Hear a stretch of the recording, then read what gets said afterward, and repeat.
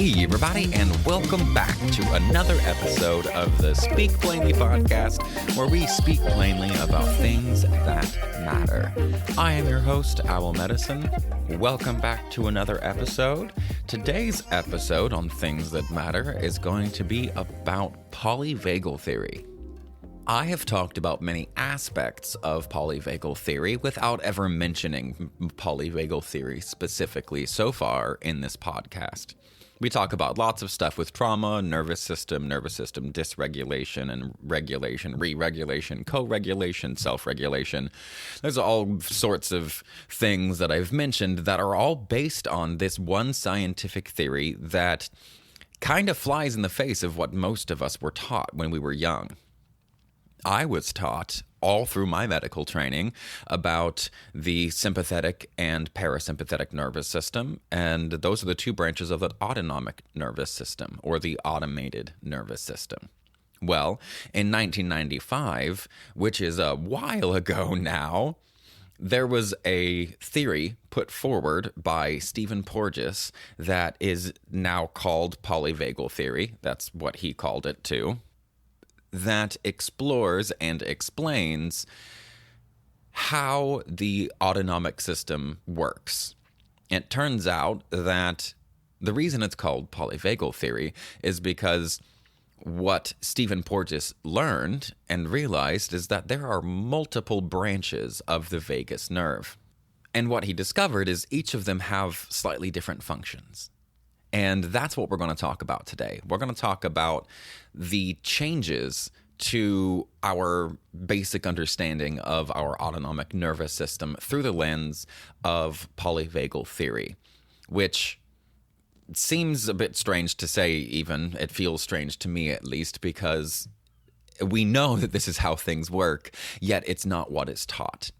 But that's why I do this podcast, is to talk about the things that we know to be true that haven't quite made it into the zeitgeist of the global conversation around trauma, around these things that are important.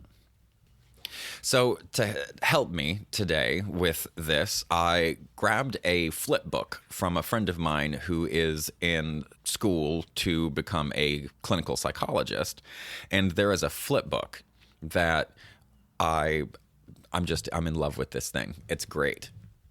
This flip book does a wonderful job of hitting the highlights and also making sure that the rubber meets the road, so to speak. But I'm going to use this flip book today to move through some questions.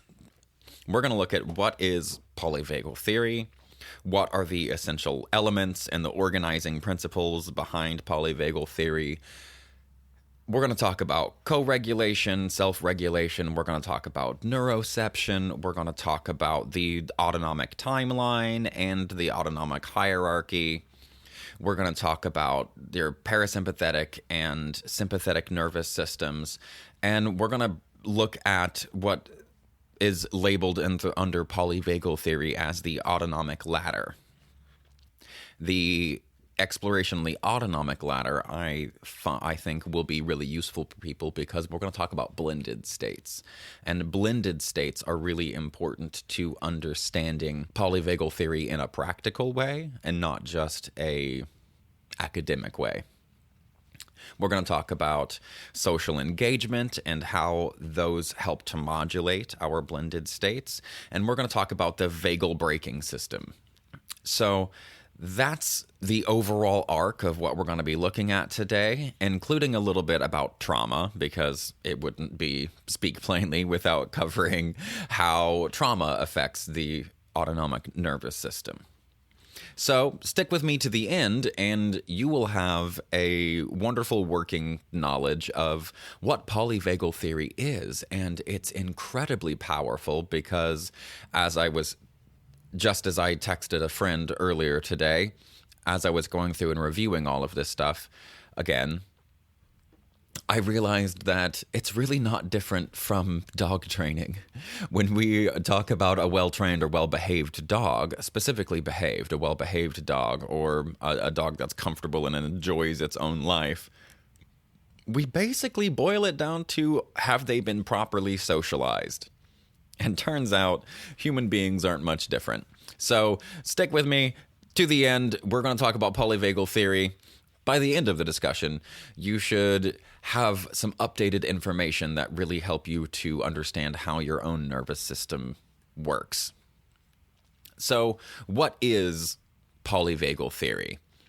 If you look up, like, even interviews with Steven Porges, the guy who invented this, or the guy who discovered the theory or developed the theory, he always winds up taking a big deep breath and being like, oh, how much time do you have? Because it's a very hard thing to encompass. Just like the theory of gravity, it depends on how close you want to look, right? Because for most of us, throwing an apple up in the air and watching it fall to the ground, that happens because of gravity. Things fall toward the center of the earth because of theory of gravity. What goes up must come down. That is a basic fundamental understanding that is good enough for most people. But for those of us with trauma, understanding more of the theory is really, really helpful, in the same way that particle physicists need to know a lot more about gravity than a janitor does. So, just like gravity, polyvagal theory is a theory that explains and describes the way the autonomic nervous system works. It defines the ways that the autonomic nervous system reacts to experiences and regulates responses. It describes the way that the nervous system takes in information and initiates a response to help us safely navigate life. It also outlines a hierarchy of 3 biological pathways of response. That is to say, 3 pre-programmed responses that are innate in our species, in our biology, that happen automatically. And helps, once we know that, it helps to provide a predictable map of when we're going to do what and how we're going to move from one nervous system state to the next. Nervous system states being, in polyvagal theory, the sympathetic, parasympathetic, and dorsal vagal. So, the 3 essential elements of polyvagal theory are context, choice, and connection. And we'll break that down a little bit further very soon. Just hold that in your mind for right now. The 3 essential elements are context, choice, and connection. The 3 organizing principles of polyvagal theory are co-regulation, and specifically co-regulation as a biological imperative. Now, this is a medical theory, and these theories tend to be rather absolute. And they have to be. They have to hold up absolutely under scrutiny, and if they don't, they have to get thrown out. And nobody's been able to throw this out. So when this says a biological imperative, it really means that it's an imperative. It has to happen. So co-regulation is a biological imperative. There is a very important process in here called that Steven Porges describes as neuroception, or detection without awareness. You've heard me harp on meditation a million times, and awareness, and how our focus and attention are the most powerful thing that we have. Neuroception is this concept of detection that our nervous system has, our subconscious detection of our environment without our awareness. And then the last organizing principle is this hierarchy of the 3 predictable pathways of response. There is a ventral vagal, which is our socializing. There is the sympathetic, which is activation. And then there is dorsal vagal, which is inactivation. So basically, polyvagal theory is a breakdown of the autonomic nervous system, which means the automated nervous system. So we're talking about the nervous system, the central nervous system, or the CNS, and that gets broken down into 2 parts, your voluntary and your involuntary. This is just about the involuntary part. So this is talking about the pre-programmed biological responses that help us to survive, because that's all biology is ever concerned about. It's concerned with surviving. And so there are 3 predictable pathways of response: the ventral vagal, the sympathetic, and the dorsal vagal. And the ventral vagal is all about social engagement. Social engagement, from a biological perspective, is largely about co-regulation. Is it safe to connect? The autonomic nervous system sends and searches for cues of safety and danger all of the time. And I've talked in this podcast about these two competing fundamental drives in every one of us, in any biological organism. And that is the authenticity versus attachment war. Well, in this, they talk about the drive to survive and the longing to connect.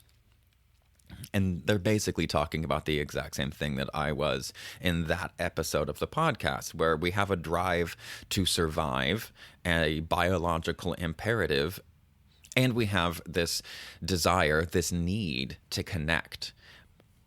We already established earlier that co-regulation is a biological imperative through polyvagal theory, and we'll get to why in just a second. But basically, we're constantly searching for safety. That is the main concern of the autonomic nervous system.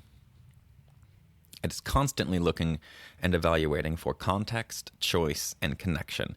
And when one of those three things is missing, that's when our body launches us into preparation for protection. So the co-regulation aspect is the connection aspect, because we're a social species, right? So we have to connect with other people in our species in order to be safe. Not even just feel safe, but as a species, there is safety in numbers. And our biology understands that. Our body understands that, because the autonomic nervous system doesn't give any crap about your theory as to why something happens or what you think will happen. The autonomic nervous system learns one way and one way only, and that's through experience. And that experience, if we are unaware of it, is called neuroception. And that's the next main piece in the polyvagal theory, is neuroception, detection without awareness. Neuroception describes the way that the autonomic nervous system takes in information without involving any of the thinking parts, without any of your conscious awareness. Neuroception responds to cues of safety and danger inside the body, outside the body, in the environment, and between people. So when there is a match, because they talk about matches and mismatches in polyvagal theory, a match is when the neuroception answers the question, am I safe or in danger in this moment? The autonomic nervous system then moves into a state that brings energy needed to manage the situation effectively. Now, that's kind of wordy, but basically what they're saying is, in that moment, if there is a neuroceptive match, your nervous system is able to evaluate for those three C's, and if one of them is missing and we start to prepare for action or inaction, that we actually move to whichever action or inaction is going to be the most beneficial in the context.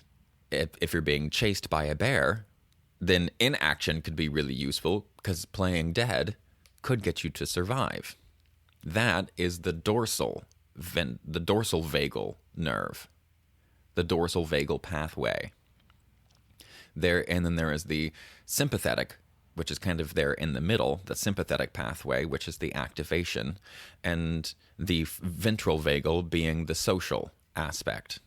So neuroception is this completely subconscious evaluation of those three C's. And if there is a match in the neuroceptive awareness, essentially all that means is that you're able to evaluate the context and those three C's and move into the appropriate state to fight, if fighting or fleeing might work, or to become incapacitated, if that is going to be the most successful strategy. That's the fawn freeze part. On a high view level, what polyvagal is separating is, we used to call them the 4 F's of the sympathetic nervous system: the fight, flight, freeze, and sex, or fight, flight, freeze, fawn, and sex. And that's been a fun little joke for a long time. But what we found out is actually that fight and flight and the incapacitation, the freeze, fawn, Those are two different neurological pathways. They're not the same. They have literally a different nerve that innervates different organs in the body. So the autonomic timeline is the next thing to talk about. The autonomic timeline is basically saying that how did our autonomic nervous system get created over time through evolution? And the parasympathetic dorsal vagal is this immobilized, disconnected one that says up, shut down, lower the heart rate, conserve resources, conserve energy, because there's nothing I can do at this moment in time that is going to help me. That is about 500 million years old. And then there is the sympathetic, or the mobilized fight and flight activation. That is 400 million years old. And then the brand new part of this, the uniquely mammalian branch of our autonomic nervous system, is the ventral vagal, which is also parasympathetic. So it's interesting to look at these when you recognize that the safe and socially connected activation is parasympathetic. To be safe and social is rest and digest. And that parasympathetic sits on either side of sympathetic.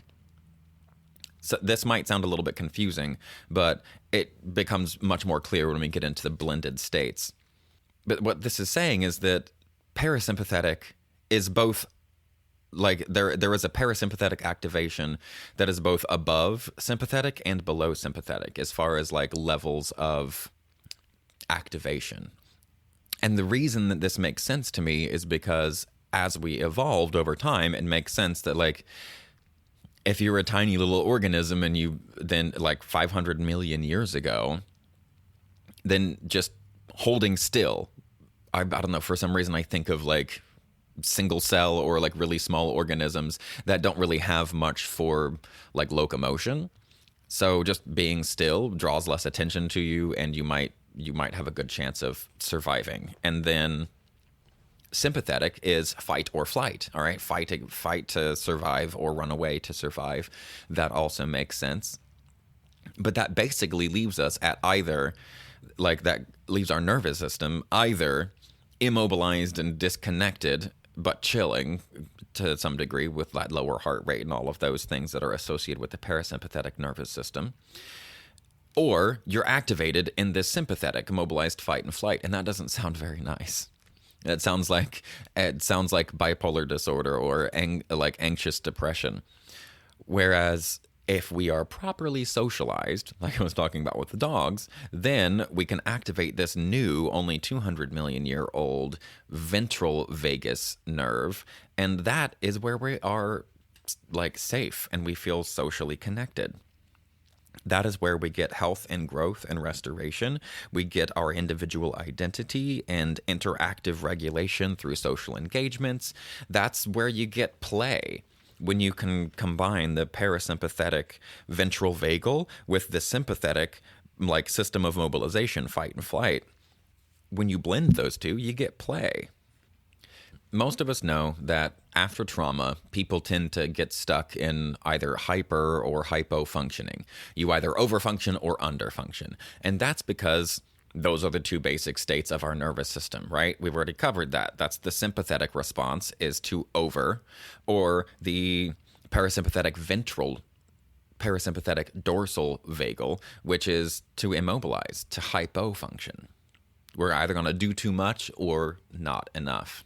And all that really says is that at the time of your trauma, whatever strategy, or what at the time of your trauma or the highest concentration of your traumas, whatever strategy your body launched, because you didn't choose any of these, your body does this for you. It makes these decisions through that concept we talked about of neuroception. Through the detection of the environment underneath your conscious awareness, your body chooses how to respond in a given situation. And as a child, you can't really fight or run away from your parents because they're bigger than you and you need them. So you're forced into inactivation. You wind up being thrown into this early evolutionary circuit, the dorsal vagal, which is about withdraw and shut down and collapse. That's when we become foggy and numb and we go through the motions, but without any awareness. This is when we feel disconnected from ourselves and from other people and the world. We feel lost and invisible and abandoned, and we disappear into a state of not knowing, not feeling, not being. Those are the hypofunction people, and the reason that they're a hypofunction person is because that is the strategy that served them best in their experience. Because like I said, the autonomic nervous system doesn't give a crap about what you think. It gives a crap about what you experience. If your developmental trauma was when you were young enough that you couldn't fight or fly, usually this immobilization is what we have to deal with. And I think that's why people have such a hard time when I ask them point blank, like, what do you want? Because they've never been asked these questions before. And when that happens and people feel on the spot or under attack, that they get pulled out of this ventral vagal social engagement parasympathetic mode and get thrown into this sympathetic response. And when they get activated that way, if the way that they normally have survived uncomfortable levels of sympathetic activation is to shut down, that's when people, they just don't know. They have no idea. And they don't know what they think. They don't know what they feel. And it's really just a function of what was the context in which you experienced your trauma and what strategy of the two, fight, flight, or freeze, fawn, sympathetic activation or parasympathetic immobilization was more effective at the time. One of the biggest pieces of polyvagal theory is talking about the social engagement system, because neuroception is the constant evaluation of the environment, right? And that determines our nervous system state.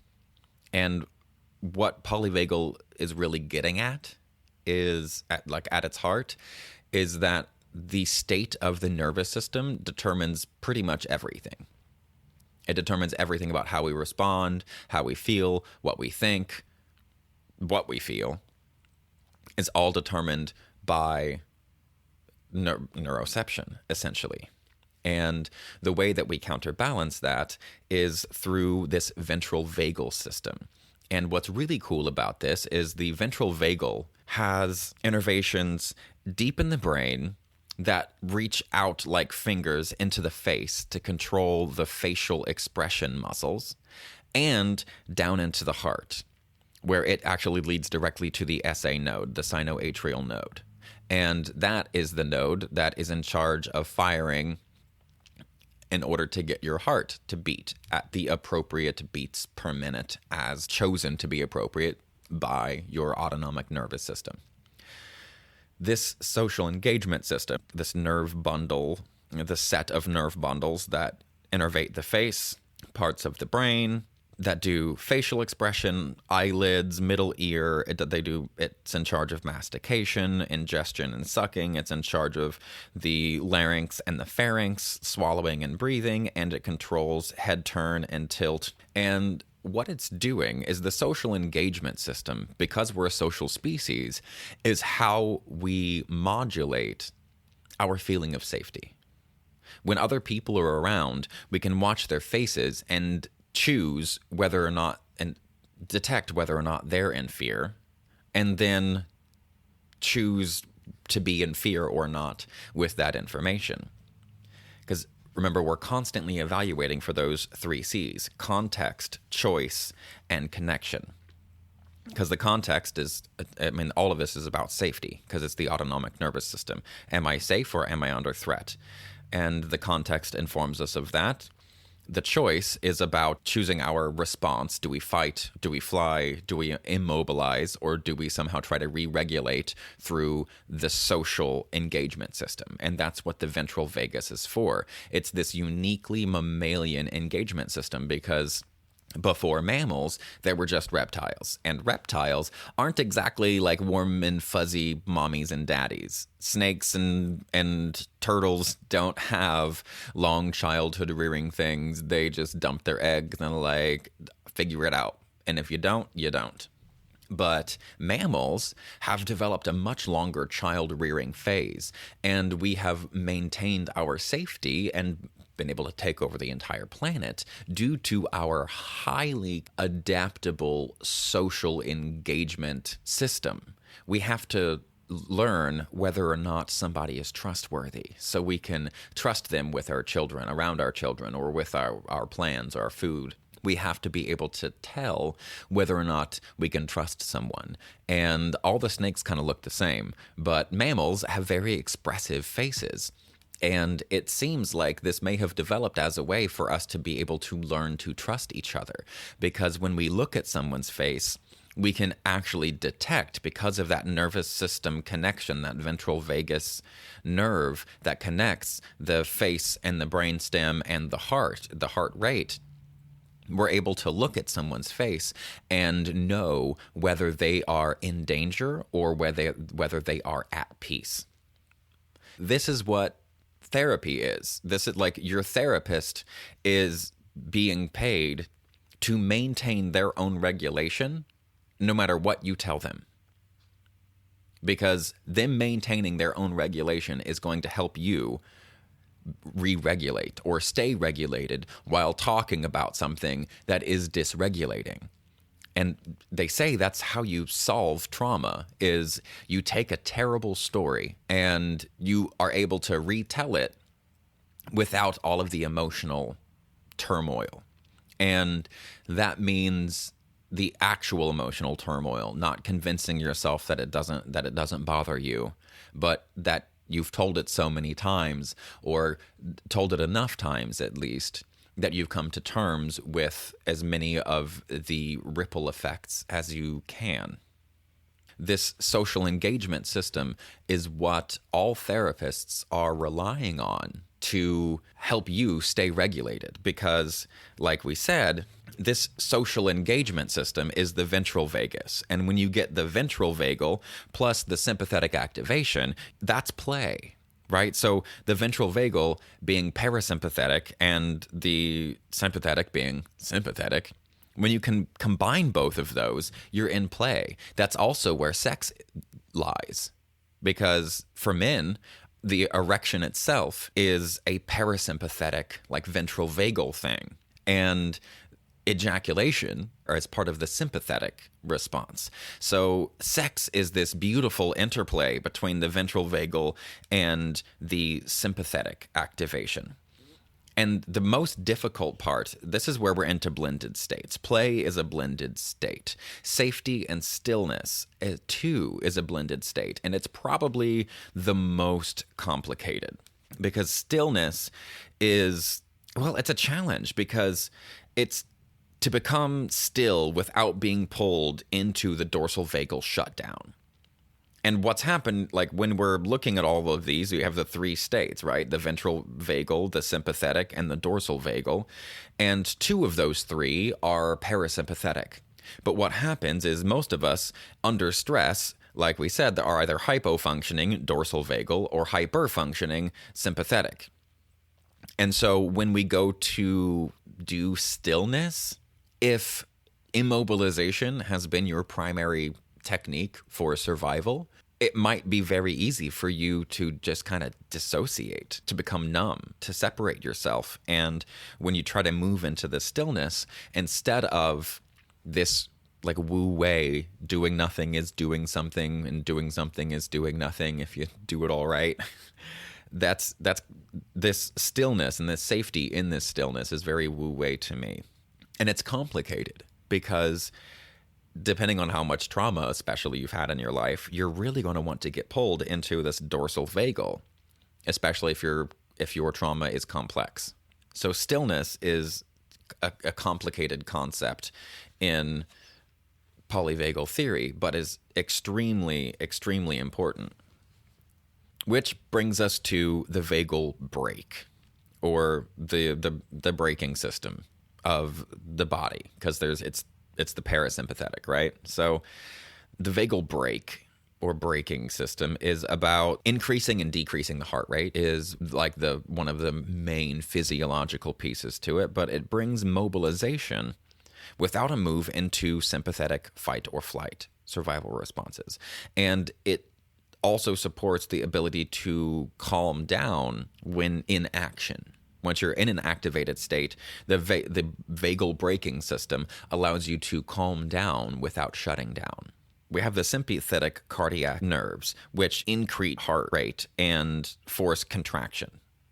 And then we have the parasympathetic vagus nerve that connects directly to the heart to help slow things down.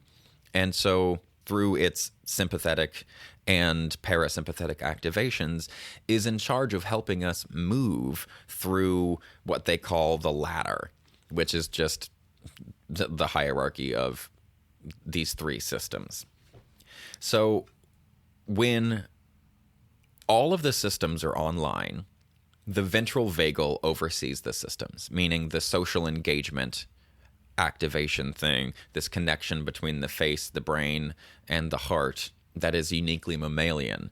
That is in charge of all of the systems. When all systems are go, we're good. We can move through, like, navigating the world with safety and flexibility. We can connect, we can see possibilities and explore other options for any problems that we have. We can create. This is where creativity is. This is that parasympathetic, but it's still active, right? The sympathetic is helping to regulate blood flow and heart rate, making sure it's appropriate for our context. It mobilizes us in play, and it helps us to move with passion. That's the sympathetic nervous system. We talked about it's both play and sex. And then there is the parasympathetic nervous system, or the dorsal vagus, which is our rest, digest, and restore. And when all systems are online, that's what happens. We are resting and digesting and restoring. That's important, this rest, digest, and restore, because that's not quite the same as when it's the only thing online. When it's the only thing online, when we get into that hypo-functioning state and the dorsal vagal system is the one that's in charge, that's when we zone out, shut down, disassociate, disappear, we freeze, we collapse, we suffer with digestive issues. When just that shutdown is activated, when just the dorsal vagal is activated, we shut down. And so all of these systems are meant to work together. We have this kind of concept, especially those of us trained in this, we have this concept of we bounce from one to the next, and really one of the genius things within polyvagal theory is expressing how these all work together as like a symphony to allow us to move through life. Because when the sympathetic nervous system takes over, we lose the ventral, because that's the newest, right? When we're moving through life, we're chilling. Hopefully most of the time we've got like all systems online, we're good. Something stressful happens and it stimulates our sympathetic activation.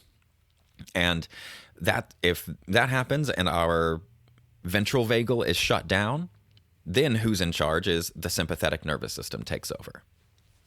That's when we get a sense of unease, we lose our cognitive abilities, and we avoid people. We move totally out of social engagement. We want to stay as far away from people as we can. We are mobilized for fight or flight. We might get into like the deer headlights freeze thing, and we will definitely feel the effects of cortisol, adrenaline, and the other corticosteroids that are launched as a part of this stress response by the sympathetic nervous system. Now, we've talked a little bit about trauma, but I want to break it down a little bit more. When we talk about the impacts of trauma as polyvagal theory, what we're really talking about is the autonomic impacts of trauma, that's not what we usually think about when we're talking about trauma. It's usually big T traumas, and we think about flashbacks, and we think about being pulled out of our current time and place, and that's not exactly what we're talking about here. We're talking especially about developmental trauma, chronic stress adaptation. I love these different definitions for things. I've talked about Gabor Mate's definition quite often for what trauma is, and Steven Porges says that trauma is a chronic disruption of connection.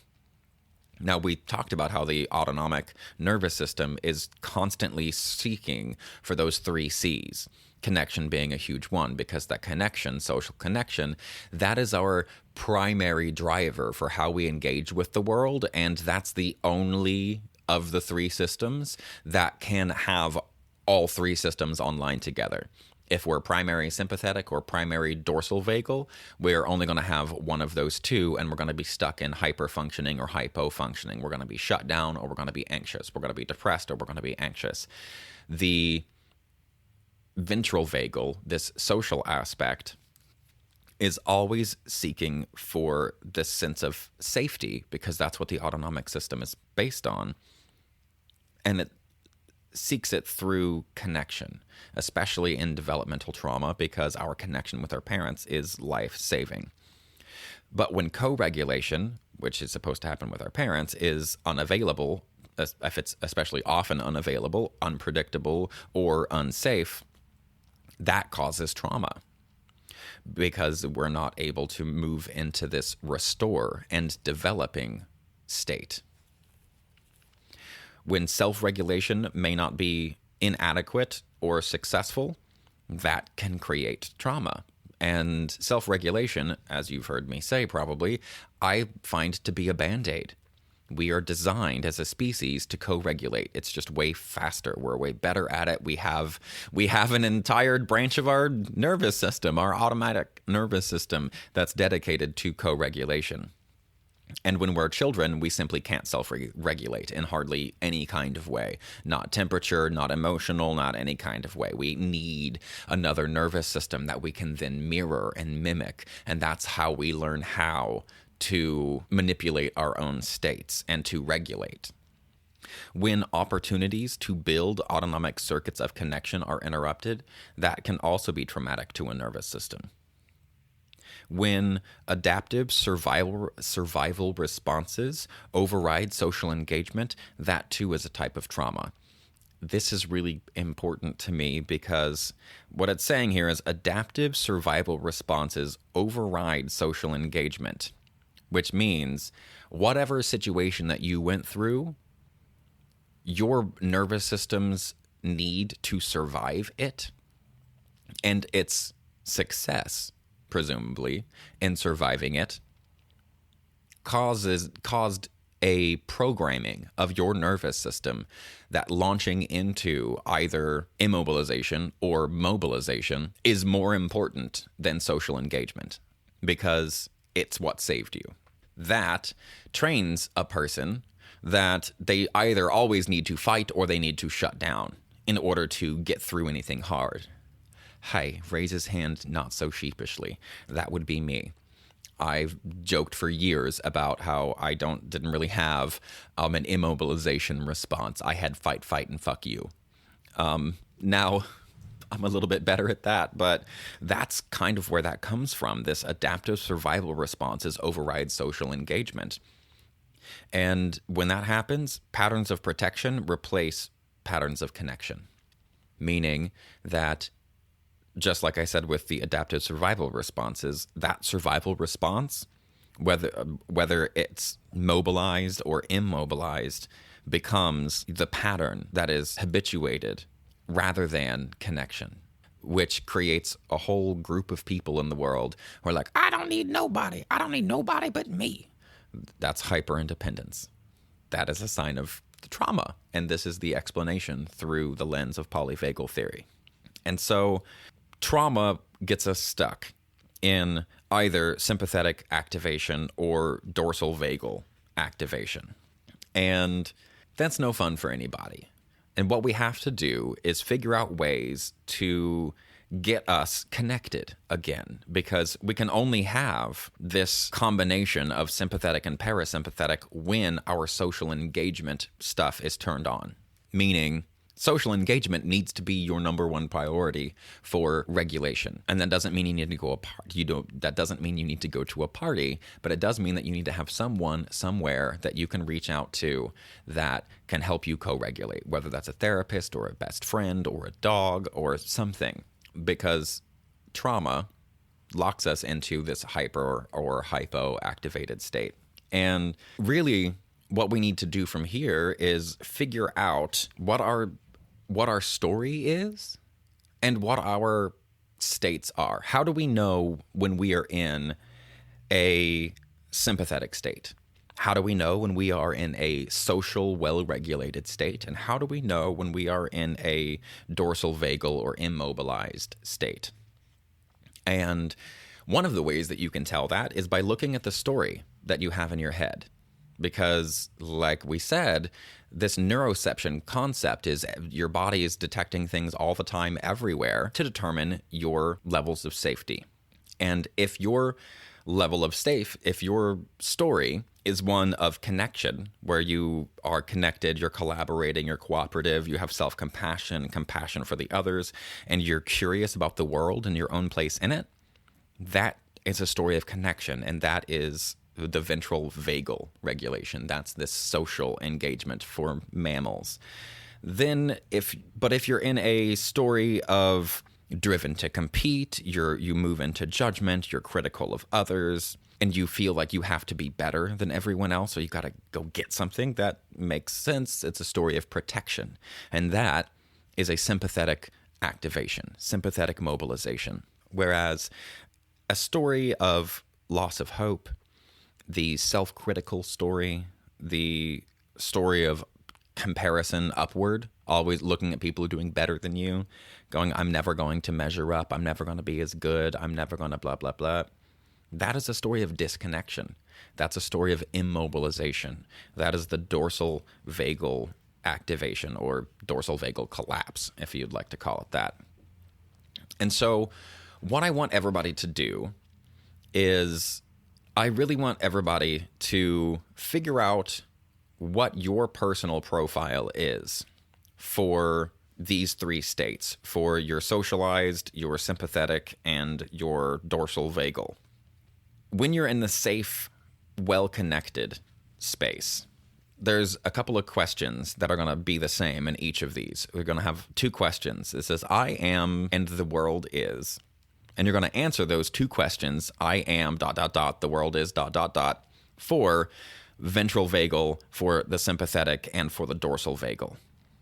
So when you are in the ventral vagal, safe and connected state, how do you feel about yourself? Think about a time when you were happy with friends, just chilling. You're like, I am what? And the world is what? I am comfortable. I am at peace. I am what? And the world is a beautiful place. The world is, what is the world to you when you are engaged in good, safe social interaction? And then do the same thing for a sympathetic. When you are activated, when you're in that fight or flight state, what do you see yourself as? And what do you see the world as? And do the same thing for your dorsal vagal. When you are immobilized, I am, for me, worthless.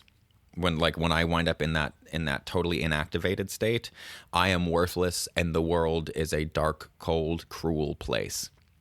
Whereas when I'm in an activated state, the world is full of shit, and I am here to fix it. And that's great. Like that's a good little motto or whatever for me. But I know that that's not actually true, even though as a fight and fuck you kind of person, that is I like sympathetic activation. As an ADHD person, I need more desire. I need more dopamine in my system for my brain to function the way it's supposed to function. So I like being a little overstimulated. I work better that way, and I feel good about working better. So figure out what these are for you. When you're safe and connected, what is this I am statement? When you are activated in a fight or flight kind of way, what is the I am statement for that? When you're a fighter, or when you're fleeing, what is that? And the same thing for when you're shutting down. when you're in this dorsal vagal? What is your I am statement? And what is the world like to you? Now, once you have those, you can pause it or whatever, write those down. This is the last one.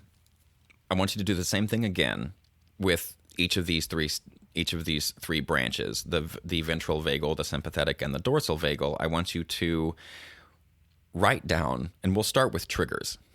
What are some triggers that you have that you know send you into immobilized, collapsed dorsal vagal activation? What is it that you know will just shut you down? What is a trigger for that? And then do the same thing for what are triggers that launch you into this sympathetic fight, flight, freeze, this fight and flight response. What do you know mobilizes you into wanting to fight? Any sense of unfairness or injustice automatically launches me into this fight or flight thing because of associations I have with it from my own childhood. I know that sends me into wanting to fight people or things. Most importantly, beyond your triggers, because I'm sure you know what shuts you down. I'm sure you know what pisses you off. And that's really what I'm asking here. What shuts you down, dorsal vagal? What pisses you off, sympathetic? But the thing I would really like you to focus on is, what are your glimmers of hope? What are the things that allow you to recognize that you are feeling safe and connected? What little thoughts do you have that allow you to that can allow you to recognize when you're feeling safe? What are the physical sensations that you have that allow you to know when you're feeling safe? For me, it's abdominal tension. It's a big one. When my abdominal tension goes away, I know I'm feeling a lot safer. I have a lot of resting abdominal tension that causes me to burp, and I have just all kinds of weird issues like that. So for me, I know that I'm feeling safe when those symptoms go away. I know I'm feeling safe when I'm laughing spontaneously. Those are glimmers for me. What are your glimmers? Because like I said, you know what pisses you off. You know what shuts you down. But the way that we regulate these things is through our glimmers of hope, because they activate that ventral vagal. And then that allows us to be in a state in which we can move smoothly from activated to inactivated. Or if we were talking about brain states, it would be the default mode network versus the task-focused network. Sympathetic is this task-focused network, and the ventral vagal are the default mode network. So the very, very last step is regulating your resources, is what they call it in polyvagal theory. And all you're doing is you've already written down what pisses you off and what shuts you down. Now what I want you to write out is in the same 3 rows here. You can do the ventral vagal, you're safe and connected. What helps you stay here? What can help you that you know, help you on your own that you can do that allows you to stay in this feeling of safe connectedness? And then I want you to do the same thing, but write about what you can do with others to feel and maintain safety and connection. For me, my default go-to when I start to feel dysregulated is to disconnect from as many sensory inputs as I can. If there's a bunch of noise or people or whatever, I'll just try to leave that. And if that doesn't work, which usually doesn't, I put in headphones. I'm a big fan of dealing with things like a teenager. And for me, the headphones is a really, really great way, because the music is something that I can do on my own that has a feeling of safety. I have years and years of conditioning of playing music is a very safe thing for me. It feels good. It's enjoyable. It's a thing that I do that's social. When I'm around other people, I want to play music more, especially when they're playing music. It has lots of positive associations for me. So the thing I know I can do on my own is music related, either play music or listen to music, and that helps me to stay feeling safe and connected. Things I do with other people, also music. My life really revolves around this. But what helps me to, other than music, is having deep conversations with friends, having high-minded philosophical conversations with friends. I mean, even just talking shit sometimes with friends. I don't do that as much as I used to, but connecting with people in whatever way you connect with people, figure what is that? What is that way that you can connect with other people that allows you to feel safe? For me, it's music or deep, long conversations that are obnoxious for most other people. What is it for you? Look at this. Look at sympathetic and dorsal vagal as well, and look at what moves you out of sympathetic. And there's a whole lot of options here. I thought about going and grabbing my dialectical behavioral therapy book, because they have page after page after page of ideas as to what you can do when you're feeling overly activated, that sympathetic activation, or you're feeling underactivated. What moves you out of there? What moves you out of disconnection? Maybe something that you can do on your own to get you out of this mobilized sympathetic response. I will literally walk. The forward movement of walking, that like there's something about things moving through your periphery, going from in front of you to behind you, that soothes the amygdala, which is the threat response center.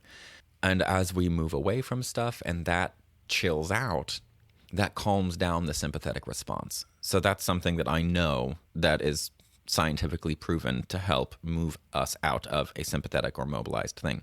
Movement is perfect. Movement is the way to do it, if you ask me. You can do yoga, you can go on a walk, you can do that alone, or you can do it with others, because this regulating resources is about things that you can do on your own and things that you can do with others to either help you stay in a safe and connected social engagement, or to move you out of the sympathetic being the dominant mode, or the dorsal vagal immobilization being the dominant mode. And for me, I'm sure there's probably better ways of doing this, but with the dorsal vagal, because I'm kind of a sympathetic activation person on my own, if I do and when I do wind up in a immobilized thing, I just sleep. I don't know if that's good or not. I don't know if it's helpful or not, but it works for me, because I'll get immobilized and I'll get depressed, and then I'll just be like, tomorrow's another day.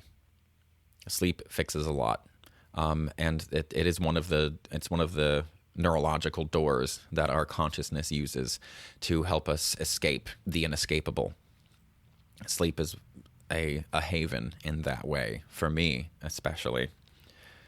I will often rely on sleep to get me out of that inactivated mode, because if I feel immobilized that way and like I'm stressed, there's something gone really wrong, because normally I'm like, I'm up for the challenge and I'll find a way. And I'll usually try to get friends to help me figure out how to navigate a challenge. And that allows me to stay activated in this sympathetic activation, but also in the social engagement thing where I can be creative about my solutions. So anyway, this is the regulating resources map. What can you do on your own, and what can you do with others that either helps you stay in the safe and connected social engagement system, or to move you out of the fight or flight system, or move out of the freeze and fawn system. So, in conclusion, polyvagal theory was a theory developed by Steven Porges that became official in 1995 and has fundamentally changed the way that we think about the nervous system and the inputs and outputs of it.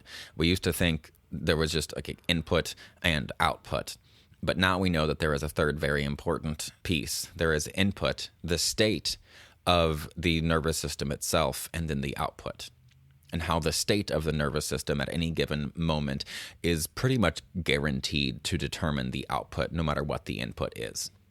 And neuroception is the way that we determine whether we are safe or not in the present.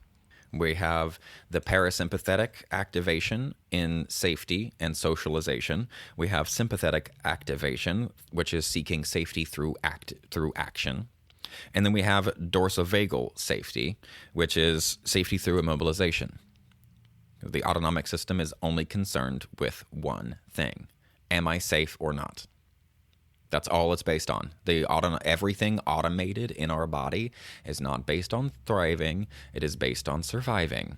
So it is about, am I safe enough to survive, and what strategy can I launch in this context that is most likely to get me to survive again? And that's basically the whole upfront of polyvagal theory. There are three branches: the ventral, sympathetic, and the dorsal. They developed at different times. Dorsal's the oldest. It's incapacitation. The sympathetic is the next oldest. It's fight and flight. And the ventral is the newest. And it is also parasympathetic. And they're not independent states. It's not like you turn one on and the next one off. That happens, but that's usually a pathology of some sort, left over from trauma or something neurologic. What's intended to be the way that it functions is through a well-regulated nervous system, we are easily able to move back and forth between parasympathetic and sympathetic activation of both the ventral vagal and the dorsal vagal and the middle, which is the sympathetic.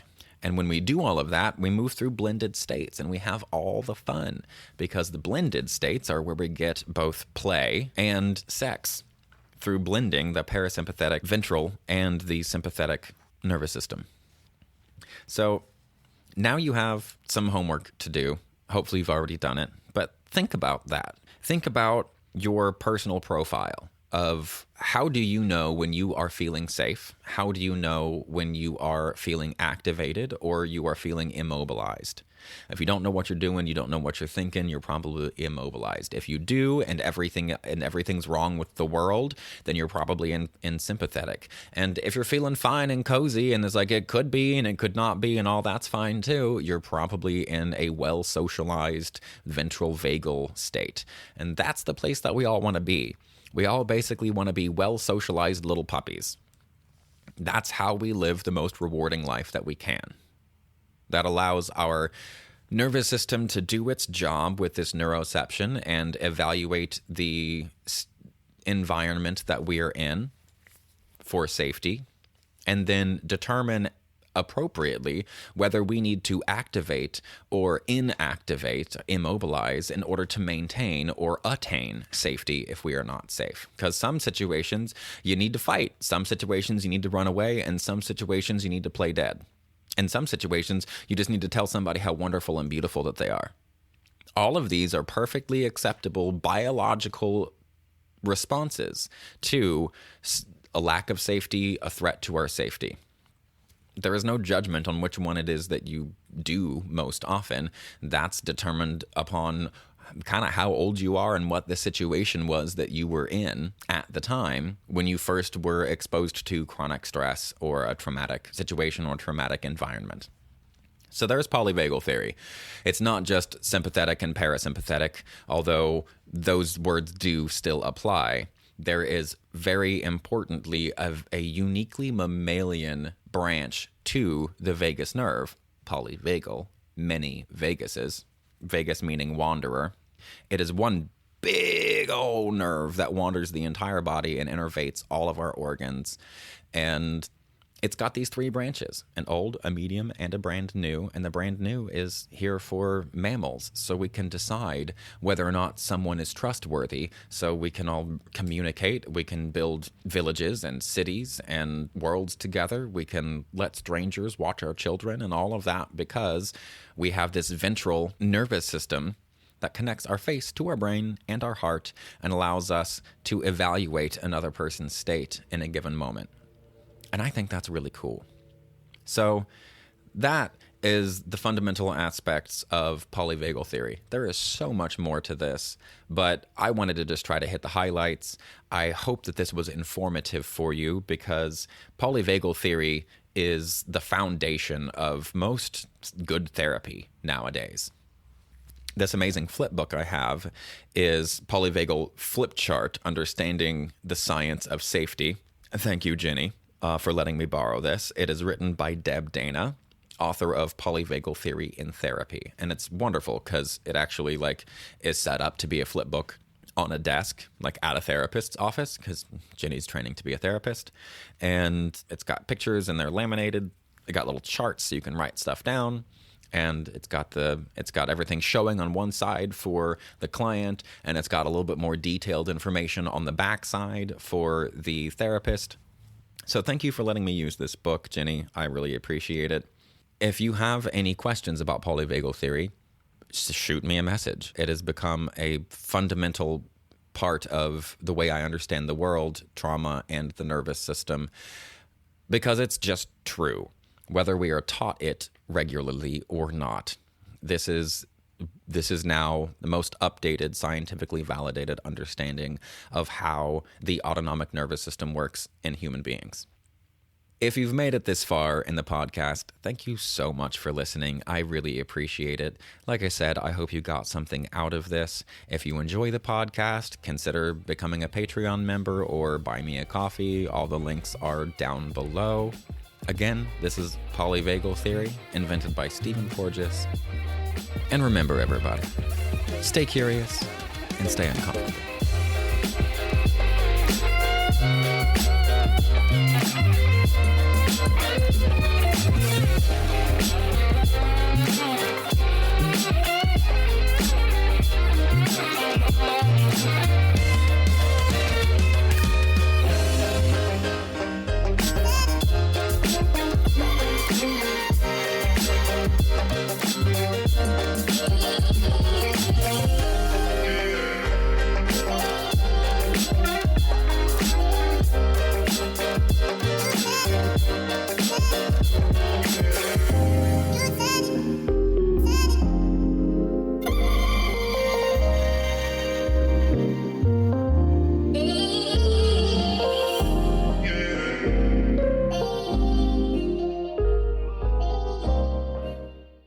Good.